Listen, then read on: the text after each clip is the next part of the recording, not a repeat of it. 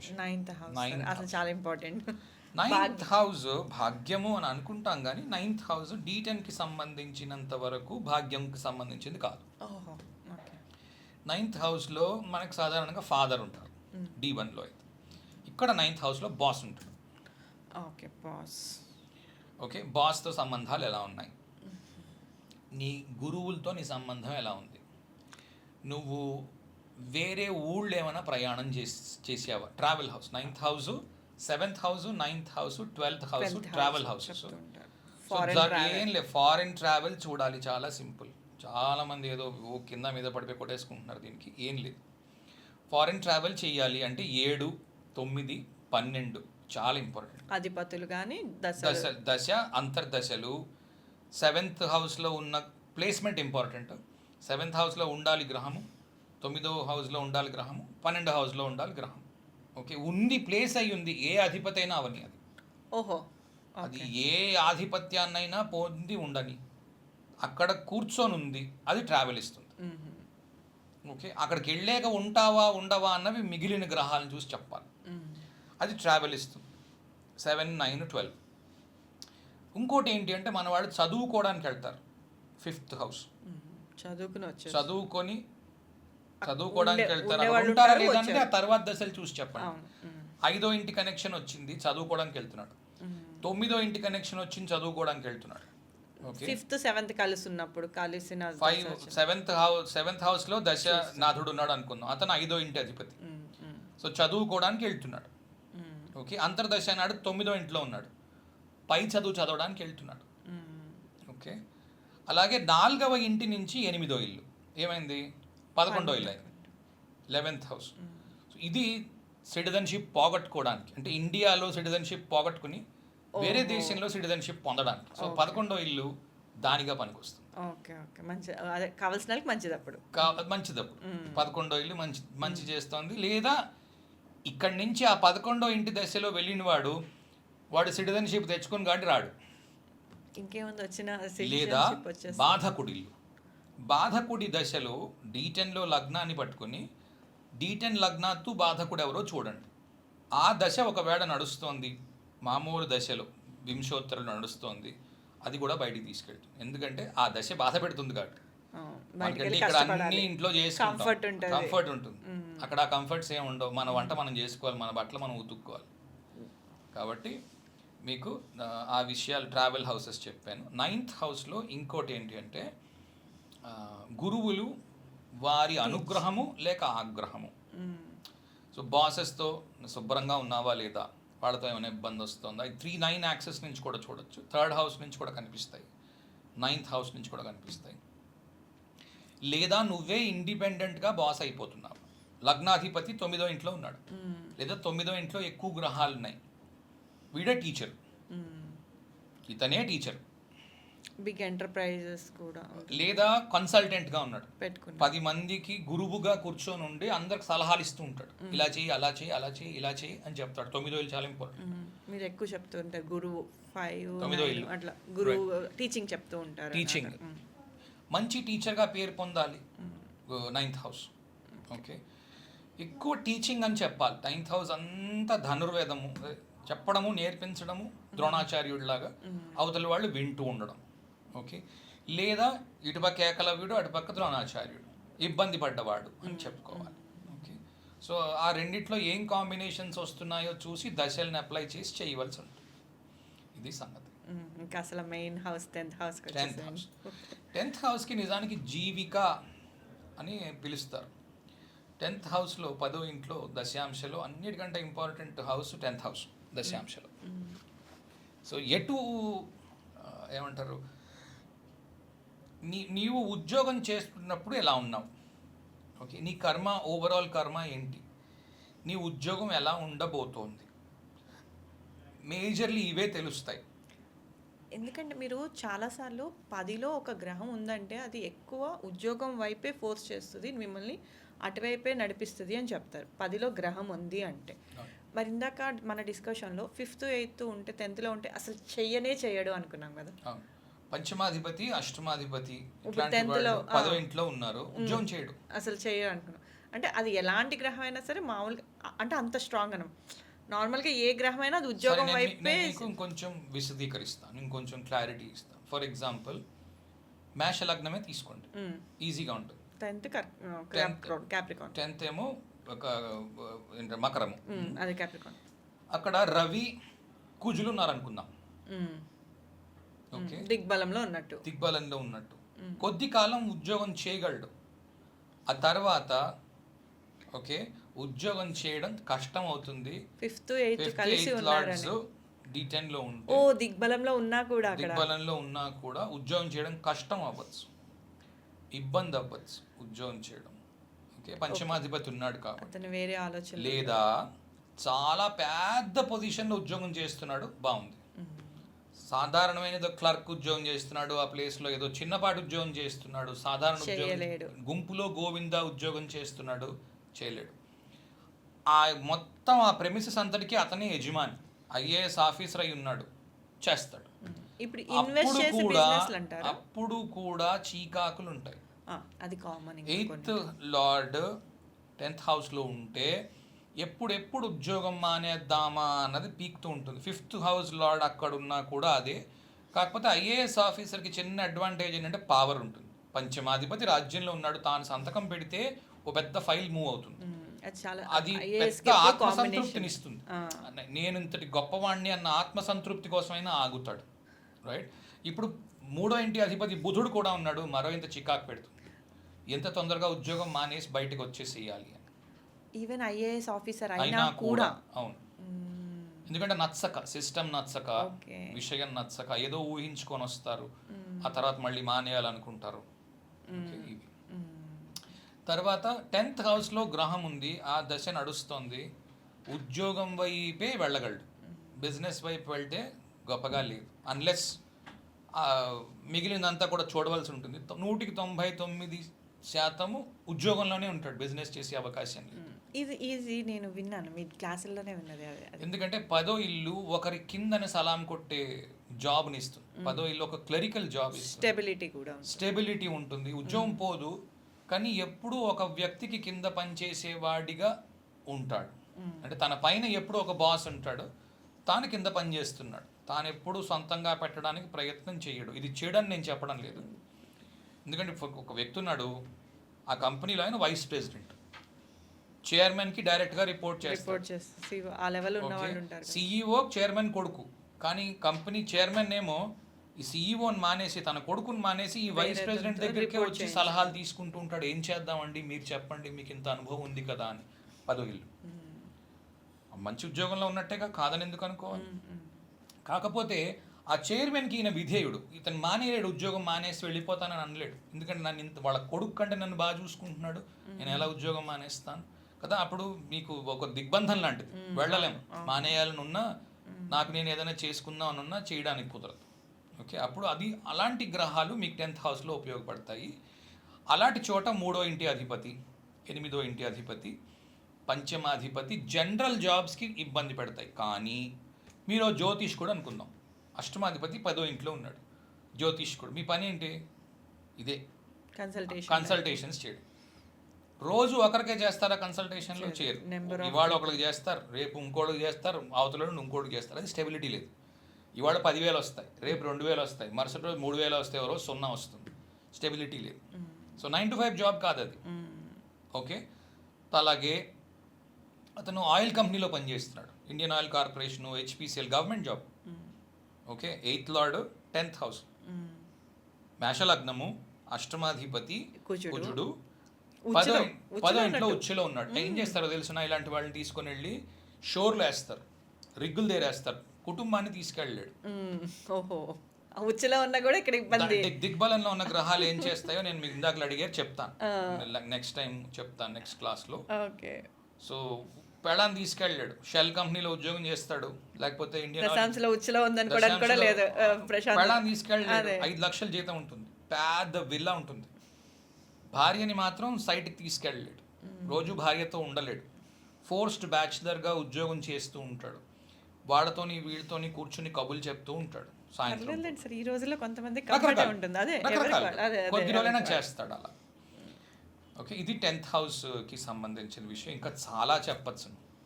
11th house. 11th house tricky house. Okay, 11th హౌస్లో cheating. Okay, 11th house revolves around all cheating. Cheating అంటే పెద్ద cheating ఏంటో తెలుసా ప్రపంచంలో? సేల్స్. ఓకే, ఓకే, మా ప్రోడక్ట్ అన్నిటికంటే గొప్పది అని చెప్పడానికి, అమ్మడానికి ప్రయత్నం చేయడం. నిజంగా వీడికి తెలీదు ప్రొడక్షన్లో ఏం జరుగుతుందో, వీడికి ఏమీ ఐడియా ఉండదు. కాకపోతే వీడికి ట్రైనింగ్ ఇస్తారు. ట్రైనింగ్ ఇచ్చి, ఒరే బాబు మన ప్రోడక్ట్ అన్నిటికంటే గ్రేట్గా ఉంది ఓకే అని చెప్పిరా, ఆ రకంగా దానికి ఉపయోగపడేవన్నీ నేర్పిస్తారు. నేర్పించి మార్కెట్లో వదులుతారు. ఇదేం తప్పనట్లేదు. ఓకే, కాకపోతే కోణము చీటింగ్ అన్న పదంతో స్టార్ట్ చేశాను కాబట్టి ఏదో తప్పు అర్థంలో తీసుకోవద్దు. ఏమంటారు, మంచి మాత్రము హైలైట్ చేసి దాంట్లో ఉన్న అవగుణాలు కనిపించకుండా ఫ్యాబింగ్ అంటారు. ఫ్యాక్ట్స్ అండ్ బెనిఫిట్స్ అంటారు, ఫ్యాబింగ్ అంటారు. అవన్నీ చేయడం చేసి ఇది ఫ్యాక్ట్ కాబట్టి ఇది బెనిఫిట్, ఇందులో ఇది ఉంది కాబట్టి ఇది ఫ్యాక్ట్, అందులో నుంచి వచ్చే బెనిఫిట్ ఇది కాబట్టి మా ప్రోడక్ట్ కొనండి మీరు బెనిఫిట్ పొందుతారు అని చెప్పడం. కానీ దానికి సైడ్గా ఏదో రియాక్షనో లేకపోతే ఏదో రావాల్సిన ఇంకోటి ఏదో ఉంటుంది బై ప్రోడక్ట్. అది ఇప్పుడు రాసుకుంటే తెల్లబడతాం, రైట్, ఏమైనా రావచ్చు, లేకపోతే ఏదో రియాక్షన్ జరగచ్చు, అది చెప్పరు, అది హైడ్ చేస్తారు. చేయాల్సి ఉంటుంది. నేను ఇది ఒక ఎగ్జాంపుల్ ఇచ్చాను. ప్రతి ప్రోడక్ట్కి ఉంటుంది, అది లేకుండా ఉండదు, రైట్. సో అవి మాత్రము హైలైట్ చేసి జరిగే పని 11th హౌస్లో ఉంటుంది. యాక్చువల్గా ఏంటి అంటే 11th హౌస్లో ప్రాఫిట్స్ మాత్రం చూస్తున్న వ్యక్తి. Okay, profit and loss accounts చూసే అకౌంటెంట్ కావచ్చు, లేదా పెద్ద వ్యాపారి అన్నీ అప్పగించేసాడు అందరికీ. 11వ ఇంట్లో ఇతను కూర్చుని ఆ బ్యాలెన్స్ షీట్ మాత్రం చూస్తున్నాడు, ఎంత వస్తుంది ఎంత వెళ్ళిపోతుంది అది చూస్తున్నాడు. 11వ ఇంట్లో రిటైర్మెంట్ ఉంది. ఒకవేళ ఉద్యోగం చేశారు, చాలా కాలం గవర్నమెంట్ ఉద్యోగం చేశారు, 11వ ఇంట్లో రిటైర్మెంట్ బెనిఫిట్ తీసుకొని ఏ పని ఇంకా చెయ్యక్కర్లేకుండా ఇంటి దగ్గర కూర్చుని పెన్షన్ పుచ్చుకుంటున్న వ్యక్తి 11th హౌస్లోని గ్రహం దానికి సంబంధించిన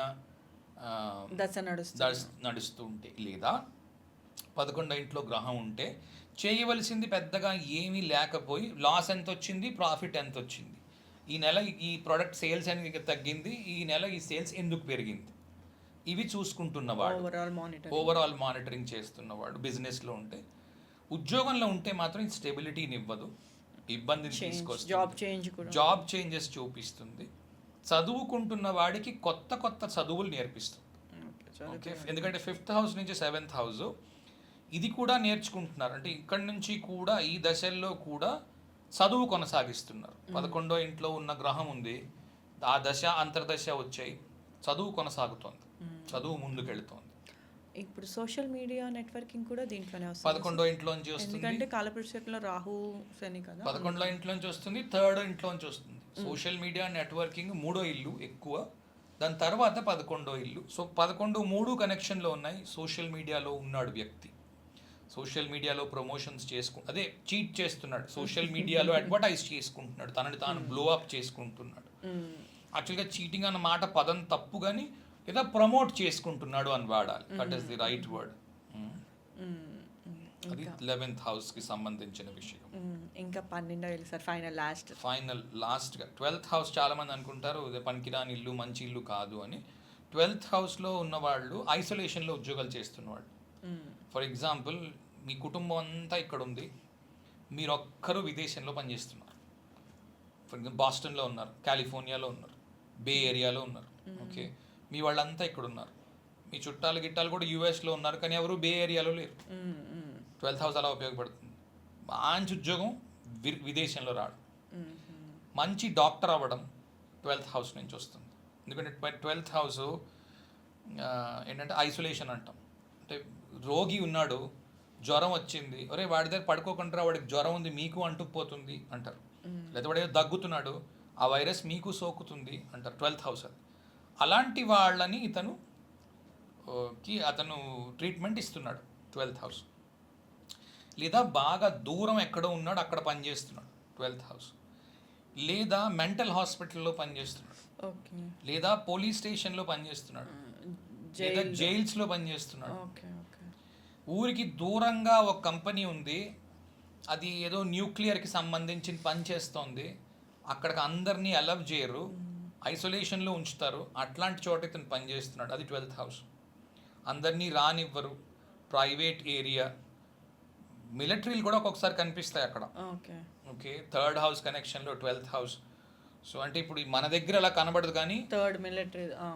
మన దగ్గర అలా ఉండదు కానీ, ఫర్ ఎగ్జాంపుల్ ఏ ఖతారో కువైటో వెళ్ళారు అనుకోండి, వాళ్ళకి సొంతంగా ఆర్మీ లేదు, వేరే దేశంలో యుఎస్ వాళ్ళు వచ్చి అక్కడ కువైట్లో ఆర్మీ పెట్టుకున్నారు, అందుకే ఇరాన్ వాళ్ళంతా బాంబులు వాళ్ళమే చేస్తున్నారు. సో ఆ 3rd house 12th house combination. So నా సైన్యాన్ని విదేశంలో పెడుతున్నాను, 12th house, third lord 12th house. Okay, American సైనికుడు ఖతార్లోనో కువైట్లోనో పనిచేస్తున్నారు. Okay, 12th house isolation. భార్యను తీసుకెళ్ళలేడు. ఓకే, భార్యను తీసుకెళ్ళే అవకాశం లేదు ఇక్కడ కూడా చాలా సార్లు, అన్లెస్ ఇంక మిగిలిన చూడవలసి ఉంటుంది, లేదా ఆ దశ అయిపోయిన తర్వాత తీసుకెళ్ళగలడు, తనని తాను ఎస్టాబ్లిష్ చేసుకోవడానికి వెళ్ళాడు. అవి చిన్న దశలు అయితే ఓకే, పెద్ద దశలు అయితే ఏమో చెప్పలేమో, అప్పుడు కూడా తీసుకెళ్ళచ్చు. అంటే దానికి విరుగుడు అక్కడి నుంచి 11 అంటే 10వ ఇల్లు. Okay okay. 12వ ఇంటికి విరుగుడు 10వ ఇంట్లో ఉంటుంది. సో అక్కడి నుంచి భార్యను నేను తీసుకెళ్ళలేకపోతున్నానే అన్నప్పుడు 10వ ఇంట్లో ఉన్న గ్రహం యొక్క అంతర్దశ వచ్చింది, విరుగుడు వస్తుంది, భార్యను తీసుకెళ్ళగలడు. ఇప్పుడు 11th లార్డ్ రిటైర్మెంట్ అలా అనుకున్నాం కదా సార్, 11th లార్డ్ 12th లో ఉంటే రిటైర్మెంటే చూపిస్తుంది, ఆ తర్వాత ఇంకేం చేయట్లేదు, అసలు ఇంకా రిలాక్స్ అయినట్టు. రిలాక్స్ అయిపోయినట్టు. 12th హౌస్లో కూడా జాబ్స్ పోతాయి. 5th house, 3rd house, 8th house, 11th house, 12th house, వీటిల్లో జాబ్స్ పోతాయి. ఎక్కువగా 3rd, 5th, 8th, 11thలో పోతాయి. 12th హౌస్లో అంటే ముందు పోయింది, 12th హౌస్లో రాదు. ఇక్కడ నాకు ఒక డౌట్ వచ్చింది. 11th లార్డ్ 12th లో ఉన్నప్పుడు, ఫర్ ఎగ్జాంపుల్ కుంభలగ్నమే వేసుకోండి, ధనస్సు 11th లార్డ్ మన గురువు గారు నీచంలో ఉంటే, ఎందుకంటే మీరు నీచంలో ఉన్న దశాంశలో నీచంలో ఉన్న దశ వస్తే అది పొజిషన్ పెంచుతుందో ఏదో చెప్తుంటారు కదా, అది దశ నేర్చుకుంటాడు వ్యక్తి కావాల్సిన నాలెడ్జ్ ఆటోమేటిక్గా భగవంతుడు అందిస్తాడు, నేర్పిస్తాడు వ్యక్తికి. దశ అయ్యేటప్పుడు టాప్కి వెళ్తారు ఏదో చెప్తూ ఉంటారు కదా మీరు.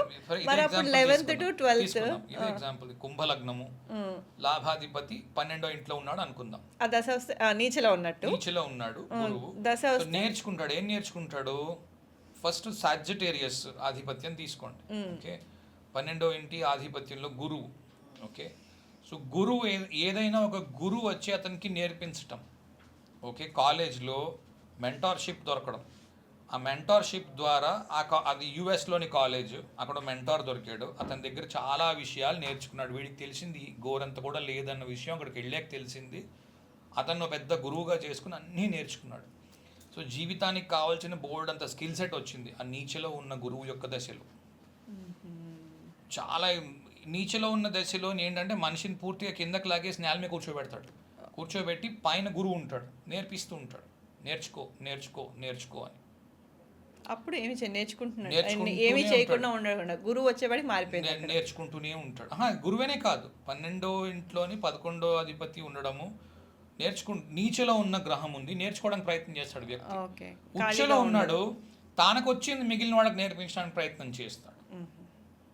ఓకే, రకరకాలుగా చెప్పుకోవచ్చు, ఇంకా చాలా ఉంటుంది చెప్పడానికి. నేను ఒక ఎగ్జాంపుల్ ఇచ్చాను, ఇంకో ఎగ్జాంపుల్ తీసుకో, అదే సేమ్ దీంట్లోనే ఇంకో ఎగ్జాంపుల్ చేయొచ్చు, క్యాప్రికాన్.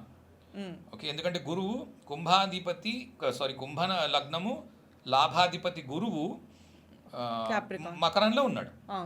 ఓకే, మకరము ఇళ్ళు, స్థలాలు, కన్స్ట్రక్షను, సివిల్ ఇంజనీరింగ్, వీటికి సంబంధించి.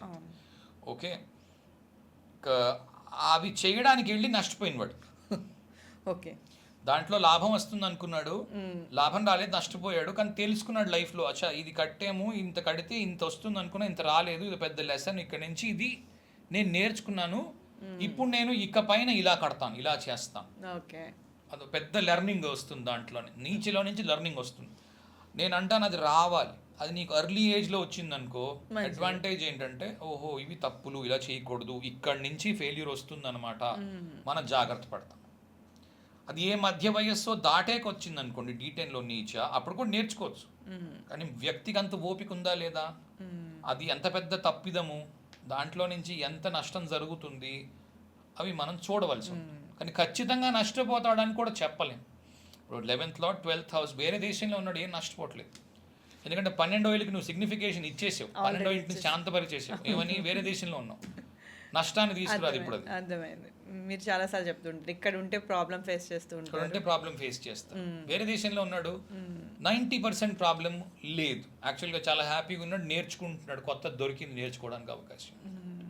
ఇది చాలా చక్కగా వివరించారు ఓపిక్గా. అసలు ఆల్మోస్ట్ చాలా పెద్ద 1.5 hour 2 hours అయినట్టుంది స్వామి. ఓకే. అసలు అంటే సింపుల్గా చెప్పకుండా దాన్ని డీటెయిల్గా చెప్పారు.